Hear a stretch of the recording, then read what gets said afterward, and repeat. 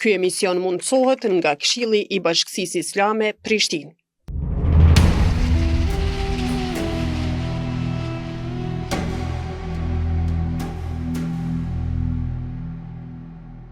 Përshëndetje shikues të emisionit Nur, këtij emisioni që është i përgatitur enkas veçantë për muajin e bekuar të Ramazanit. Ajo që e bën të veçantë këtë emision është që çdo emision ka ndonjë hoxh të ndryshëm që është mysafiri joni. Sot e kemi hoxhën e nderuar Hafiz Ekrem Ahmetin, mirë se ke ardhur hoxh. Mirë se kam gjetur, faleminderit për mundësinë që sot jem së bashku në këtë emision dhe t'ju drejtohemi gjithë atyre teleshikuesve të cilët na ndjekun përmes kësaj drite tashuese dhe emrin e paska shumë të bukur Nur dritë dhe le të jetë ky emision në një shkendi e kësaj drite të plotë të cilët po ofrojnë për brenda këtij muaji. Faleminderit. Na temën që do ta diskutojmë së bashku besoj është nëse muj me thonë çështi fitojmë zemrat e njerëzve me çka kështu muj që me u afru të njerëzit, me kanë ofër zemrave tyre është qëllimi normal. Natyra e njerëzit është natyrë e cila është e krijuar të jetojë në bashkësi. Pra, kur është krijuar Ademi alayhis salam, ato ditë të cilat i kanë jetuar vetëm në xhenet, transmetohet se është e gërsu. Me pasaj Allahu xhaleshanu ka krijuar bashortën e tina, pra Haven. Natyrshëm njeriu për të qenë i afërt me të tjerët, për të qenë një herë edhe i respektuar nga të tjerët, do të ofroj paralelisht diçka nga vetja që ai në proporcion të asaj edhe të merr atë të cilin pra e synon. Në këtë rast, ai cili synon të mbrijë respekt tek të tjerët e ka të domosdoshme që të ofroj dashuri.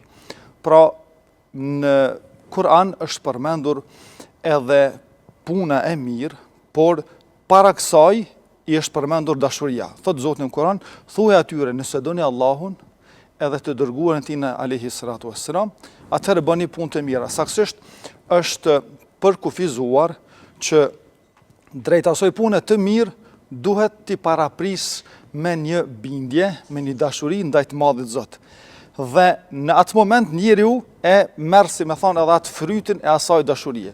Pra, mendoj që dashuria është një element i fuqishëm i cili i mban lidhjet shoqërore të forta, i mban të freskëta dhe si rrjedhojë e saj njeriu gëzon respekt kur ai i ofron të tjerëve dashuri. Pra, nuk është për qëllim dashuria në atë kuptimin e ngushtë që e din njerëzit. Po këtë qëllimi është ndoshta ajo ngrohtësia që njerëzit mos me i lëndu. Që kur e analizon hoxhin nderuar për shembull, a ka edhe njëri më i keq, rruzën toksor, nuk don mos sill keq ndaj tina. Ai ndoshta i bën njerëzve keq, po aty mi u qas me një sjellje të vrash nuk ka qef. Është interesant që kur shikosh edhe jetën edhe kriminalëve, do të krimet cilat i kanë bërë jashtë familjes, po megjithatë për brenda familjes, ta zonë sidomos drejt fëmijëve tyne janë shumë të mirësjellshëm. Është shumë interesant, do të ofrojnë një lloj dashurie, edhe përkundër asaj anës së zezë të jetës së tyre të cilën e kanë. Pra, mendoj që shembulli i njeriut të përkryer në aspektin e ofrimit të dashurisë është Muhamedi alayhis salam. Zoti në Kur'an e shkruan, thot thuaj atyne, qofse e doni pejgamberin alayhis salam pasone. Shqan ajeti e përmend dashurinë. Thuaj, nëse e doni, atëherë pasone. Pra, kur njeriu ka një dashuri ndaj të dërguarit alayhis salam, atëherë automatikisht do të ashtyn kjo dashuri drejt njoftimit me të, drejt marrjes nga nektari i traditës së tij të cilet ai e kalon pas. Pra, dhe normal që kur njeriu ushqehet me atë shëmbulltyr, patjetër se do të reflekton edhe tek masa. Në një thënie të tina, Muhamedi alayhis salam thot, feja është raport. Do thot e ka përkufizuar sjellje, pra. Pra njeriu, ajo ana fetare e tina do të manifestohet saktësisht me lidhjen, me sjelljen të cilën ai e ofron. Pra s'mund të pretendoj askush për një iman të fuqishëm, qofse e ka sjelljen jo të mirë. Si rrjedhojë e gjitha adhurimeve të cilat ne i bëjmë, e kanë reflektimin e tyre, e kanë dashurinë dhe afërsinë tek të tjerë. Për shembull, thot namazi të ndalon nga veprat e këqija dhe të urryera. Namazi është adhurim, pra në atë aspektin vertikal në mes njerit, si krijes dhe krijuesit, Allahut, pra është një adhurim ose shtyllë e fesë të cilën obligohemi ne si besimtar musliman ta kryejmë, dhe rrjedhoja e kësaj është se njeriu ndalohet nga veprat të këqija dhe të urryera. Pra, konform ibadetit, adhurimit, e kem si rrjedhojë sjelljen, e kem moralin, e kem sjelljen e bukur që duhet ta reflektoj automatikisht besimtari kur ai kryen një adhurim. Po e morëm edhe agjerimin. Agjerimi do thot është adhurim. Hoxh, kërkoj falje që po ndërvej. Para se me kalu te agjerimi, ndoshta nuk e harron pikën. A duhet që realisht nëse për shembull deri sot që kam praktikuar si fes, po tash kam filluar me praktiku fejen, unë musliman jam kon, po s'e kam praktikuar. A duhet që unë tash duhet me kon hale më i mirë, hale më i dashur, më i dhimbshëm, më i afërt me njerëzit, apo duhet me ndodhe kundërta sikurse që nuk janë shembuj të rrallë, që në momentin që fillojnë me praktiku fejen, isha që buen të vrazhd, i ndërprejnë raportet me njerëzit, janë një farë forme, sikur ja u buen islamin jo dashur të njerëzve. Mendoj që një e kaluar e hidhur e njerit duhet i shërbej më shumë të atij personi që ai ta përmirësoj sjelljen e tina. Pra, ne jem njerëz, natyra jo njerëzore nuk na ka bërë të tillë që ne të jem të pagabueshëm. Ne i kemi lëshimet atona, mirë po gjithsesi Zoti Madhërisht e ka lënë një derë të pendimit të kërkim faljes, përmes të cilës njëri pro kthehet dhe largohet nga ajo e keqe eventuale që mund ta ketë bërë, po një herë edhe përmirësohet dhe nuk i kthehet asaj.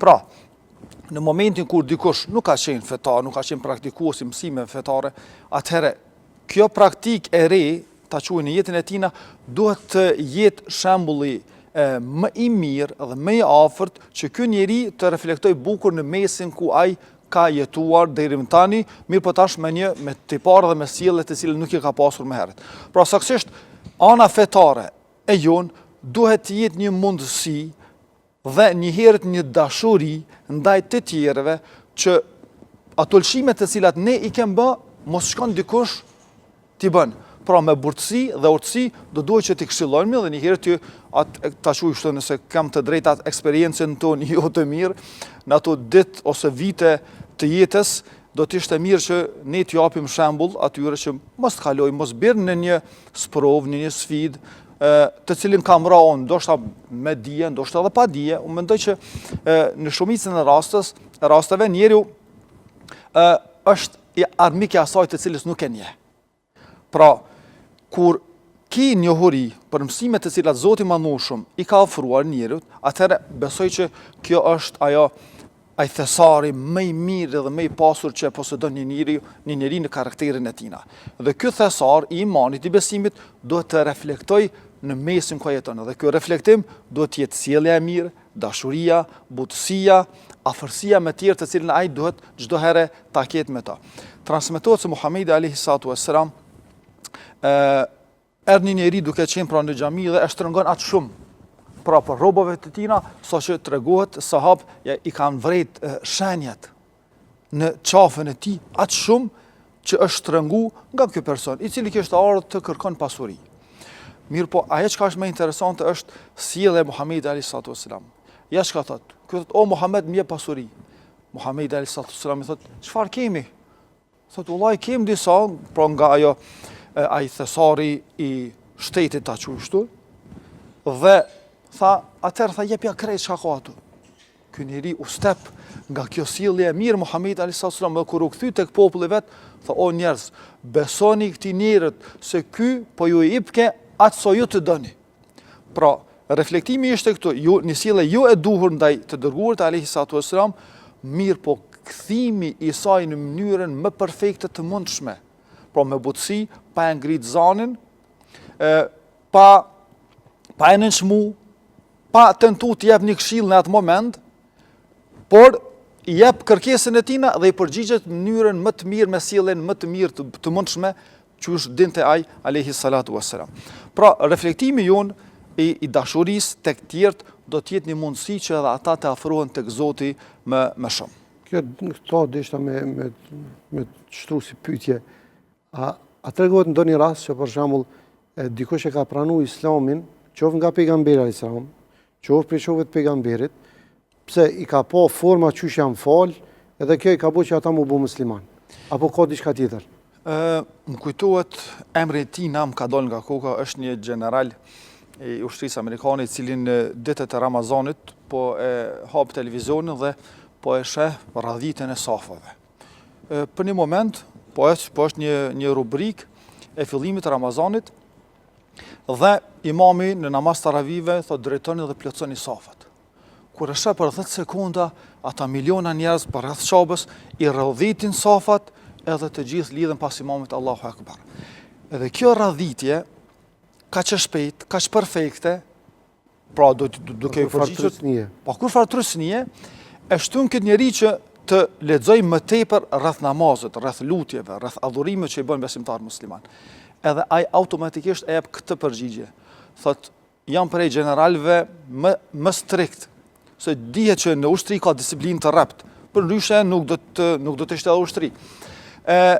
Thot, përkundër kujdesit tem që çdo herë ushtarët t'i përgjigjen në mënyrën sa më shpejt urdhrave të mi, thot, nuk kam arrit këtë perfeksionim ta quaj kështu, të safave të radhitës, sikurse e vrejta për këta sekonda para namazit kur besimtarët pra musliman po falin namazin e tyre. Edhe kjo ka qenë saktësisht shkaku që ky të lexoj dhe më fund ose ta quaj kështu një fillim i mbar që ai të afrohet tek rruga e Zotit dhe ka pranuar Islamin. Për mu interesun është i për me hulumtu, mirë po për me pranu Islamin, mendoj që ndoshta nuk, si me thonë, jo namazi bën njerëzit që ata me pranu Islamin vishë pse na shojnë të falë. Po mendoj që sjellja ma shumë, ato që ka e përmenet dashuria, që sjellja bute, afërt edhe pejgamberit alayhis salam, për shembull, i ka bën njerëzit që me të vërtet me pas lakmi me konë mesin musliman, sikurse që është rasti e dini shumë mirë, rastin e rrëvëve në kohën e pejgamberit sallallahu alajhi wasallam, edhe shumë njerëz që kanë hek.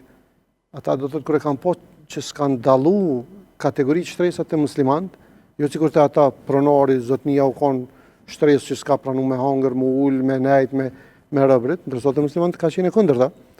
Te na Zoti thotë më i devotshëm është ai i cili është më i afërt te Zoti është ai i cili është më i devotshëm. Po ajo devotshmëri do thotë është e vendosur në brendësinë tonë dhe nuk është ana jashtme e cila do të vlerësohet tek Zoti Madhnueshëm, nga se Allah nuk shikon në fizionominë tonë, po shikon në zemrat tona që shehim dhe punët tona të cilat ne i veprojmë. Pra, automatikisht besimi jon, ibadetet tona të cilat ne i kemi, automatikisht ato do të reflektojnë në korrigjimin e sjelljeve tona jo të duhura në raste të caktuara.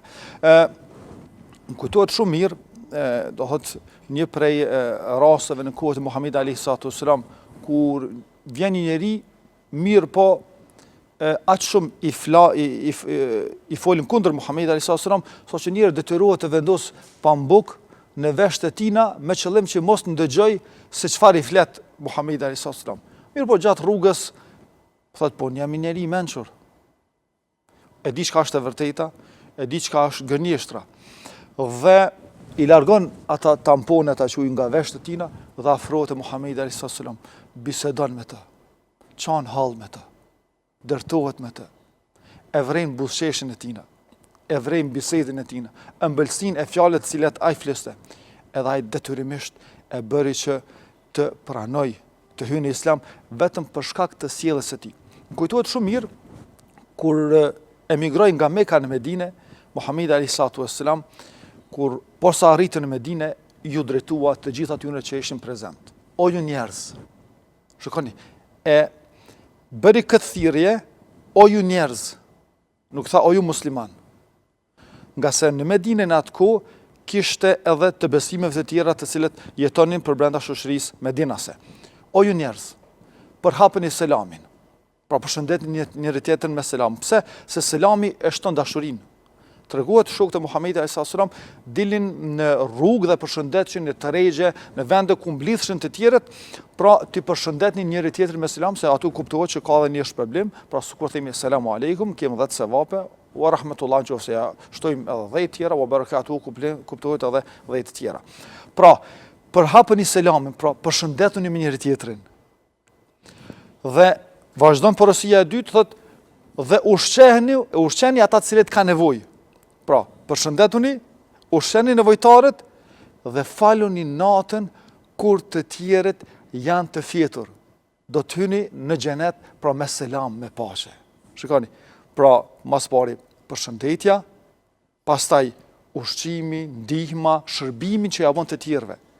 Dhe saktësisht njëri është i dobishëm aq sa edhe ka vlera, aq sa ofron dashuri edhe tek të tjerët, aq sa ju ndihmon të tjerëve. Më i miri nga ju thot ai që është më i dobishëm për të tjerët. Dobia në këtë hadith vjen në formë të përgjithshme, nuk vjen në vetëm e kufizuar në një segment, mirë po i dobishëm në çfarë do aspekti që ai e ka një mundësi ose ta quajë një talent eventual, që përmes tina ai ofron njerëzve shërbim, atëherë gjithsesi ky është ai i cili kërkohet ose pe më të dashurve të Zotit të Madhërueshëm.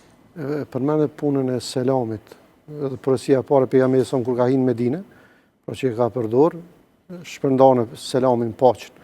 Kjo paqja, selami nuk është veç përshëndetje jona, po kjo paqja e ka kuptimin edhe e sigurisë, njëri mund i rahat, mund i komod, mund smutut, në çdo aspekt, mund smutut as që i lëndon, as që i bën dëm diçka.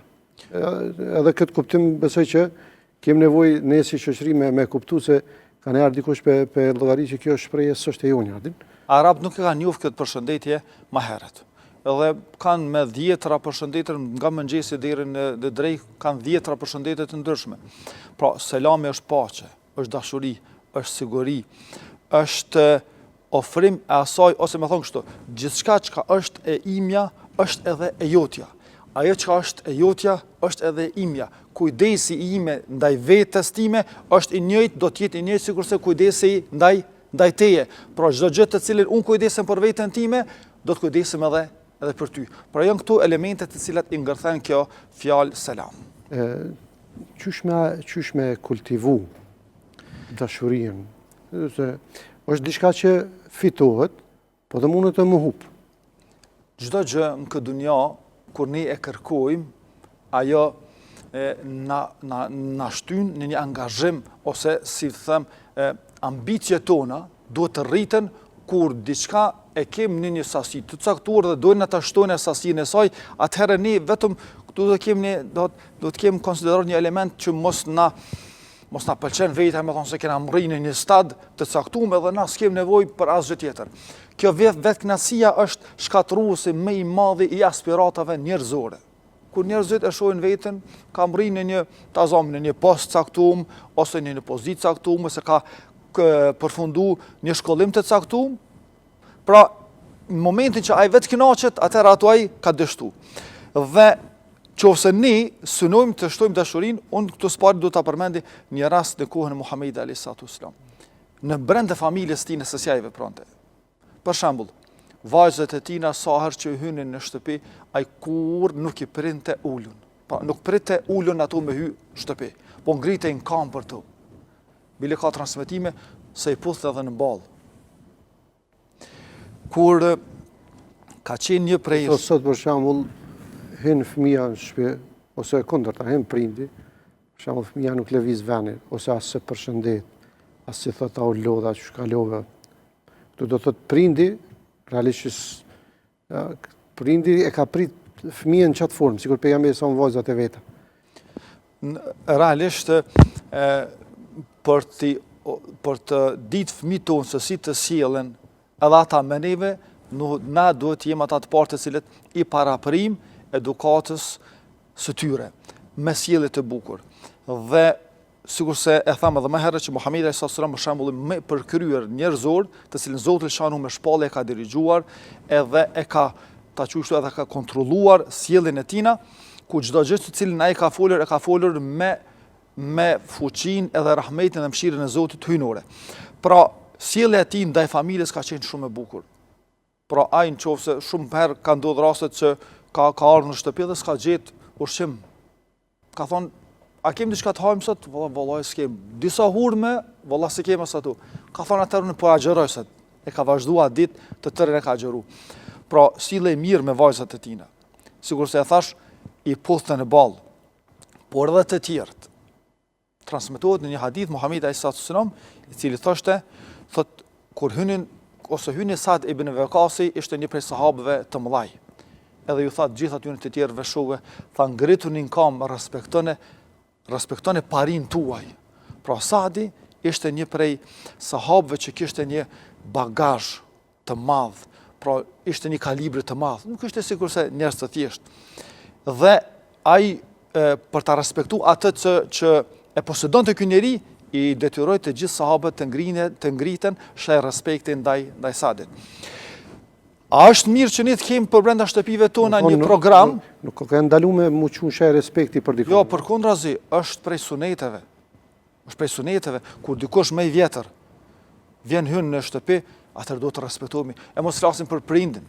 Kur është në pyetje edhe për fëmijët tonë të ngritmi që saktësisht na mos t'i presum ulum, atëherë ku do çështja e prindit është e padiskutueshme, do të bile ndonjëherë ndihem edhe keq të flas për respektin e prindve, për shkak se nuk e di sa po jem në nivel të duhur që ne të shprehim dashuri dhe respekt aty. Sigurisht se kemi mangësi të mëdha, po lutem Zotin që të gjithëve të na fal.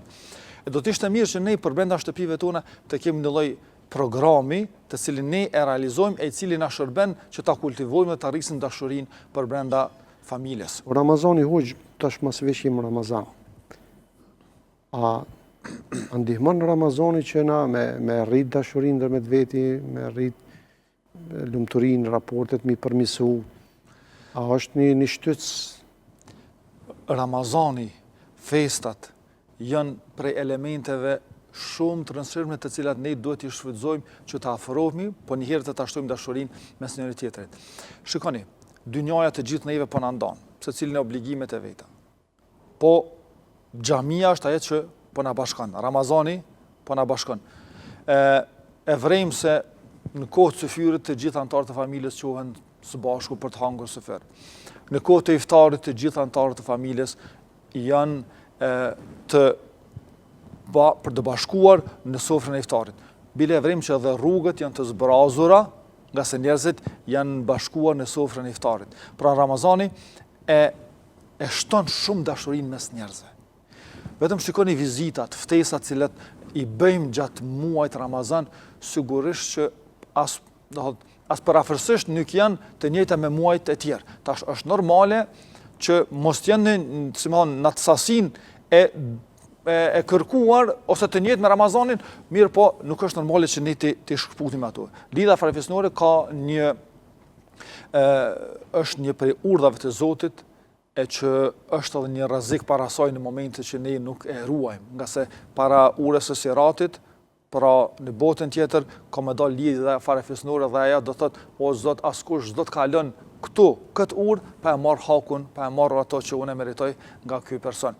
Pra, Ramazani përmes namazit me xhamat, përmes sofrës së iftarit, por edhe bashkimin në sufër, pastaj namazit taravive, vetëm shikoj namazin taravive, sa bukur dhe kënaqësi, ose edhe ne tash, por edhe si të vegjël prej stolive të këtij muaj, mendoj që është Zoti e ka stolisur është namazit taravive, ku ne mlidhshim gjithë fëmijët e lagjës, si të vegjël, edhe shkonim në xhami të caktuar, e falim sot një xhami, nesër një xhami tjetër, falim namazin taravive.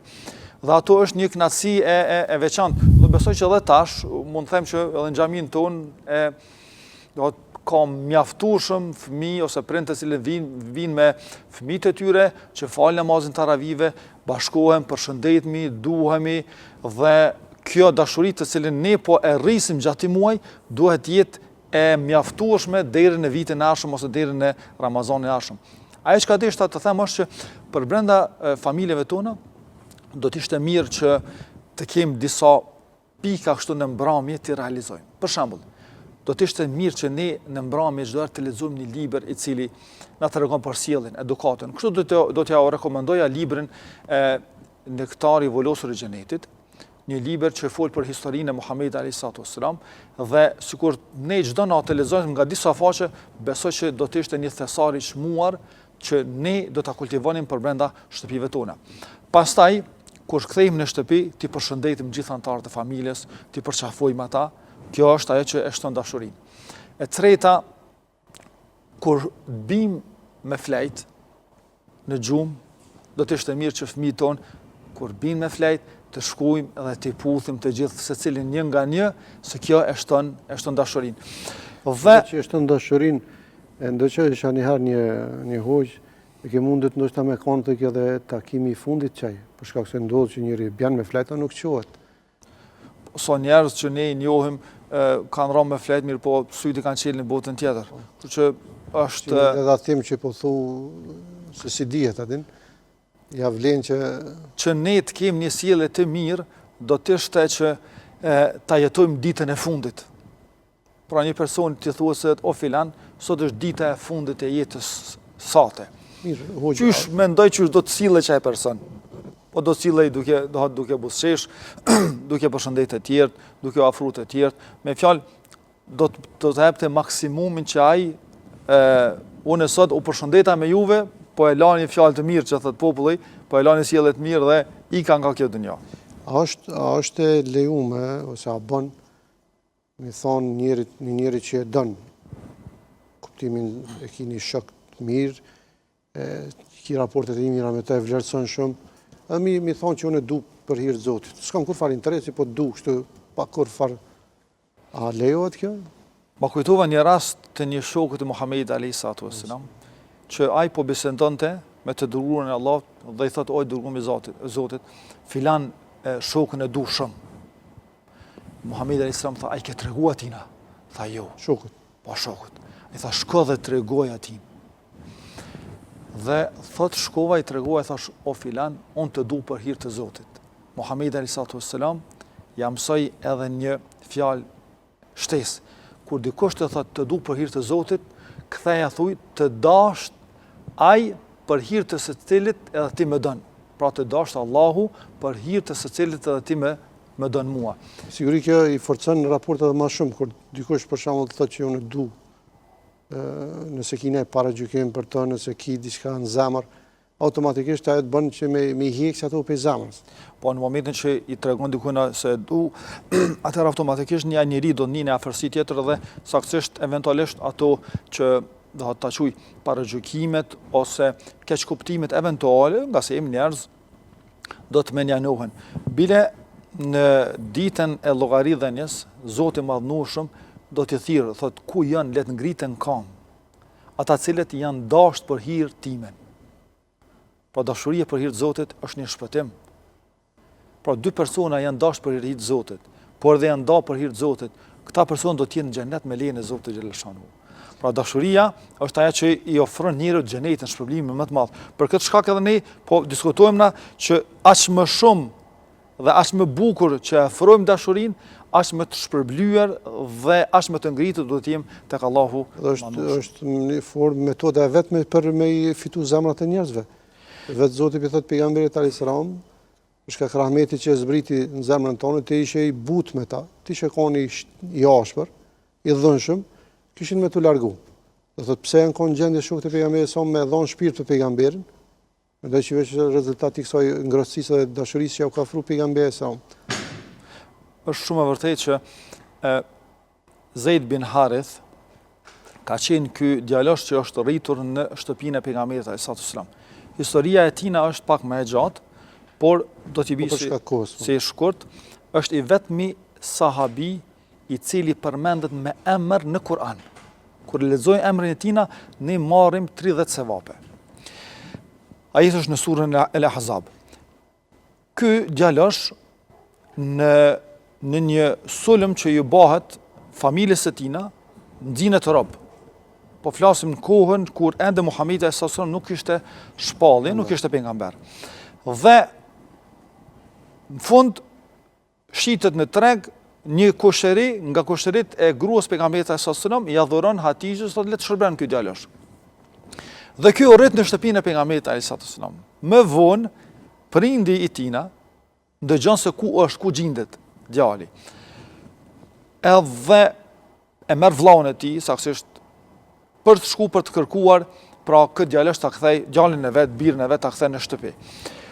kur shkojnë te Muhamedi alayhis salam thonë, o Muhammed, kena ardhur me marr djalin ton, por kena mbledh bukur një sasi të hollash, të cilët do ta kompenzojmë për lirimin e tina. Atër Muhamedi alayhis salam çka i tha? Tha, shikoni, këto të holla të cilët i keni mbledh, ju mbani për vete. Qofse djali dëshiron të kthehet tek ju, e ka të drejtë. Lejoj me zgjedh. Po, ka zgjedhje. Qofse don të rrijë në shtëpinë time, unë nuk e qas jashtë. Pra shikoni, nëse don të vije, merrni pa kufra kompenzimi. Po nëse don të rrijë tek unë, atëherë nuk e largoj nga shtëpia. Nuk e tha që unë nuk ja vdha juve, po tha nuk e qas nga shtëpia. Edhe kur çfarë ndodh, ky çmallet me babën e vet, me miqjen e vet, dhe vjen momenti që t'i jepet mundësia për me zgjedh. Pejgamberi alayhis salam thotë, o Zeid, ka ardhur prindët të merr, është e drejtë jote, ti mund të shkosh me ta, po deshe. Po nëse ti eventualisht don të rrish kështu, atëherë e ke të drejtën, unë nuk të largoj nga shtëpia. Çfarë i tha? Tha, vallahin, atë që ti ma ke ofru, thotë as baba jam nuk mund të ma ofruaj. Edhe ka zgjedh me nejt në shtëpinë e pejgamberit alayhis salam para prindet vet, subhanallahu. Në vërtet rast preks se jo rastisht Allah e kalon Muhamedi sa më shembull, edhe të dashuria që njerëzit realisht kush e ka taku pejgamberin sa më ka qëndruar me të, ndoshta edhe jo rrollher kanë dhënë përparësi para familjare, qoftë edhe këtu si rasti i prindit, po edhe vetë pejgamberi sa na mëson që thotë ju njerëzit nuk mundi mi ble me pasuni, po bleni me moralin, sjelljen, dashurinë e juve. Thosh Zoti që edhe na sjellja jon të jetë sa më e mirë, sa më afër njerëzve të jem, sa më shumë t'i ofrojmë dashuri si në familje, si në shoqëri kudo që jem. Edhe për shkak kohës detyrohem me mbyllë emisionin, po me të vërtet kishte çka me u fol hale, po inshallah ajo çka është thonë është e dobishme edhe për neve dhe për shikuesit tonë. Shikues të nderuar, faleminderit për vëmendjen, inshallah shihimin e emisionin e radhës. Assalamu alaikum wa rahmatullahi wa barakatuh.